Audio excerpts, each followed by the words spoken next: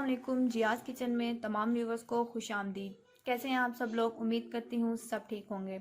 आज मैं जो आप लोगों के साथ रेसिपी शेयर कर रही हूँ वो है मूली के पराठे।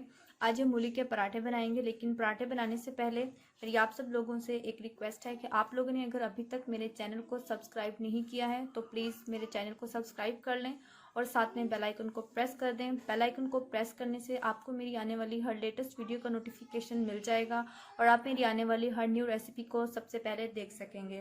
तो मूली के पराठे बनाने के लिए हमें जो चीज़ें चाहिए हैं, ये मेरे पास है मूली। ये 1.5 किलो मूली है जिसको कि मैंने ग्रेट कर लिया है। पहले इनको मैंने छीला है और इस तरह से ये मैं आपको दिखा देती हूँ कि इनको कैसे ग्रेट किया है। ऐसे मैंने सारी मूली जो है वो इसी तरह से ग्रेट की हैं। ये देखें इस तरह से, ठीक है। तो ये मैं इतनी बारीक बारीक है इस तरह से, ठीक है। ये हमारे पास कुछ स्पाइसेस हैं। सॉल्ट है 1 टीस्पून। ये मेरे पास खटाई पाउडर है 1/2 टीस्पून। रेड चिली पाउडर है 1 टीस्पून। गरम मसाला पाउडर है 1 टीस्पून। ये चिकन पाउडर है, ये ऑप्शनल है, ये 1 टीस्पून ही है। आप नहीं यूज़ करना चाहते तो ना यूज़ करें। और ये मेरे पास है ज़ीरा, ये मेरे पास है 1/2 टीस्पून। ये मेरे पास 1 हैंडफुल कोरिएंडर लीव्स हैं जिनको कि मैंने बारीक काट लिया है। और अब जो है इसके अलावा हमें थोड़ा सा ऑयल भी चाहिए होगा। ये मूली मैंने सारी ग्रेट कर ली है। अब पराठों की फिलिंग रेडी करने के लिए हमने जिस पैन में फिलिंग को रेडी करना है हम वो पैन लेंगे। हमने यहाँ से थोड़ी सी मूलियाँ उठानी है इस तरह से और इनका जो एक्सेस वाटर है वो हमने यही इस तरह से बस निचोड़ देना है, ज़्यादा भी नहीं निचोड़ना। लेकिन हमने सारी मूलियाँ जो है वो इसी तरह से, ये देखें, आप इसको किसी मलमल के कपड़े में भी डाल के और ड्राई कर सकते हैं, लेकिन अगर वो अवेलेबल नहीं है तो आप इसको बाय हैंड भी इस तरह से कर सकते हैं, ठीक है। हमने इस तरह से सारी मूलियाँ निचोड़ लेनी है। ये मैंने सारी मूलियाँ जो है वो अच्छे से ड्राई कर ली हैं, ठीक है। और इनके अंदर जो है वो इतना पानी था, ये जो एक्सेस था वो मैंने बाहर निकाल लिया है इनको प्रेस करने से। और अगर आप इसको नहीं निकालना चाहते तो आप ना भी निकालें, कोई ज़्यादा इश्यू नहीं है। लेकिन ज़्यादातर ये होता है कि जो मूलियाँ होती हैं वो जल वाली होती हैं, तो इसलिए ये पानी जो है अगर हम इनका निकाल दें तो जो हमारे पराठे बनेंगे वो ज़्यादा टेस्टी होंगे। इस वजह से मैंने निकाला है। तो आप इसको मलमल के कपड़े में भी डाल के और निचोड़ सकते हैं, तो ये हमारी मूलियाँ जो हैं वो ड्राई हो जाएंगी। अब जो हमारे सारे स्पाइसेस हैं हमने इसके अंदर ऐड कर देने हैं। हमें कोई ज़्यादा काम नहीं करना। मूली के पराठे बहुत इजी वे में जो है वो बिल्कुल रेडी हो जाएंगे हमारे। और हमने इसी के अंदर अब जो है वो ऑयल भी मिक्स कर देना है। थोड़ा सा ऑयल जाएगा इसके अंदर, 3 to 4 टेबलस्पून हमने इसके अंदर ऑयल डालना है। ये सारे स्पाइसेस और जो हमने कोरिएंडर लीव्स इसके अंदर ऐड कर दी हैं। अब मैं इसके अंदर ऑयल ऐड कर रही हूँ। मेरे पास ये 4 टेबलस्पून है, ठीक है। 3 to 4 टेबलस्पून जो है हम इसके अंदर ऑयल ऐड करेंगे और अब हम इसको मीडियम फ्लेम पर रखेंगे। अभी तक मैंने ये फ्लेम पर नहीं रखा है, मैंने फ्लेम के बगैर इसके अंदर ये तमाम चीज़ें मिक्स की हैं। फ्लेम पर इसको मैंने रख दिया, ठीक है। फ्लेम जो है वो मीडियम है और अब इसको हम एक दफ़ा मिक्स कर देंगे, ठीक है। इस तरह से मीडियम फ्लेम पर ही हमने इसको पकाना है,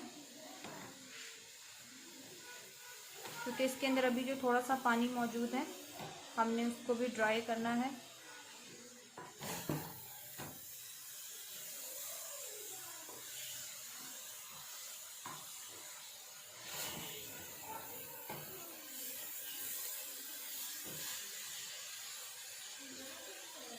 अब हम इसको 20 मिनट के लिए ढककर पकाएंगे, ठीक है। और तब तक हम पराठों के लिए आटा रेडी कर लेंगे।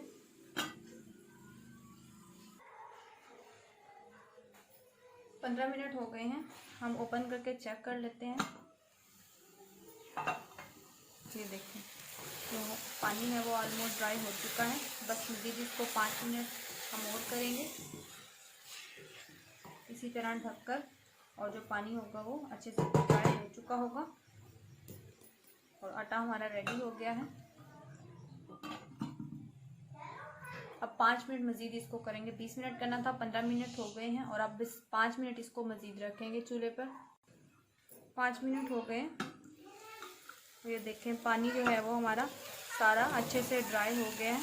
नीचे चिपकना शुरू हो गया तो इसका मतलब है कि अब पानी नहीं है इसके अंदर। ठीक है, तो बस अब हम फ्लेम को ऑफ कर देंगे और इसको अब हमने ये स्टफिंग हमारी रेडी जो हुई है इसको ठंडा होने के लिए हमने रख देना है। स्टफिंग ठंडी हो गई है अच्छे से। ठीक है, तो अब बस हमने पराठे बनाना स्टार्ट करने हैं। हमने सरफेस पे जो है वो थोड़ा सा आटा इस तरह से स्प्रेड कर लेना है। ठीक है, और एक हमने पेड़ा लेना है, लेकिन पेड़ा हमने थोड़ा छोटे साइज का लेना है। जितना हम रोटी बनाने के लिए पेड़ा लेते हैं तो उससे थोड़ा सा छोटा पेड़ा हम लेंगे। ठीक है, कि जितनी हम डेली रूटीन में रोटी बनाते हैं।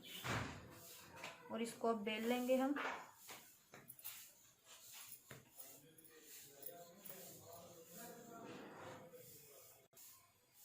ये रोटी हमने बेल ली है, छोटे ही साइज की बेलनी है और इसको हम साइड पर करेंगे और इसी तरह से दूसरी भी बेल लेंगे इतने ही साइज की। जब तक हम ये रोटी बेलेंगे तो हमने बर्नर पर तवा रख देना है और मीडियम फ्लेम पे उसको गरम कर लेंगे। दोनों रोटियां मैंने बेल ली हैं। अब जो स्टफिंग हमने ठंडी की थी, दोनों रोटियां एक साइज की मैंने बेल ली और जो स्टफिंग थी हमारी ठंडी हुई उसको हमने सेंटर में रखना है और अब इसको फैला देना है रोटी पर। ये हमने स्टफिंग इस पर फैला दी है। ठीक है, और जो दूसरी रोटी हमने बेली थी अब वो हम इसके ऊपर इस तरह से रख देंगे और जो इसके एजेस हैं वो तमाम इस तरह से हम उसको फिंगर से प्रेस कर देंगे ताकि जो हमारी फिलिंग है वो बाहर ना निकल पाए।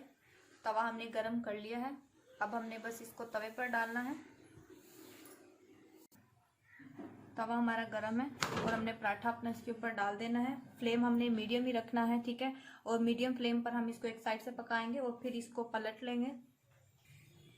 एक साइड से पक गया है, देखें सरफेस पे ये बबल्स आना स्टार्ट हो जाएं तो समझें कि हमारा जो दूसरी साइड है वो पक गई है। अब हम इसको पलट लेंगे। ये देखें ब्राउन हो गया हमारा पराठा। अब हमने इसके ऊपर घी अप्लाई करना है। ये देखें इस तरह से हमने बहुत ज़्यादा घी भी अप्लाई नहीं करना। ठीक है, तो नॉर्मली हमने इस तरह से बस इसके ऊपर सरफेस पे थोड़ा सा घी अप्लाई कर देना है।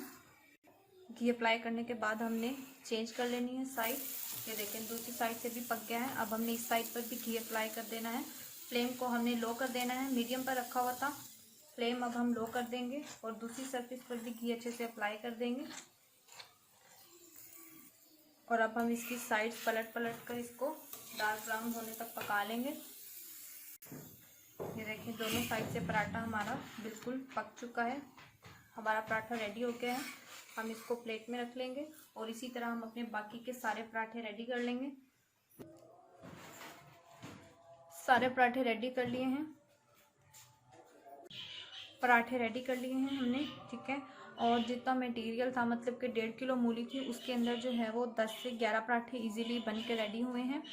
तो अगर जब आपने स्टफिंग रेडी की है तो वहाँ पर आप जो है वो स्पाइसेस का टेस्ट चेक कर सकते हैं। आपको कम लग रहा हो तो आप उसको बढ़ा भी सकते हैं। यहाँ पर जो मेरे पास ये पराठे रेडी हुए हैं एक्स्ट्रा स्पाइसी नहीं है, इनका जो टेस्ट है वो नॉर्मल है।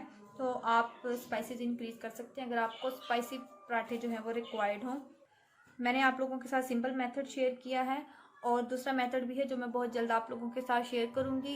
ये जो है वो मैंने पहले इसलिए शेयर किया है कि जब हम स्टफिंग रेडी करते हैं तो उसको हम फ्रीज़ कर सकते हैं।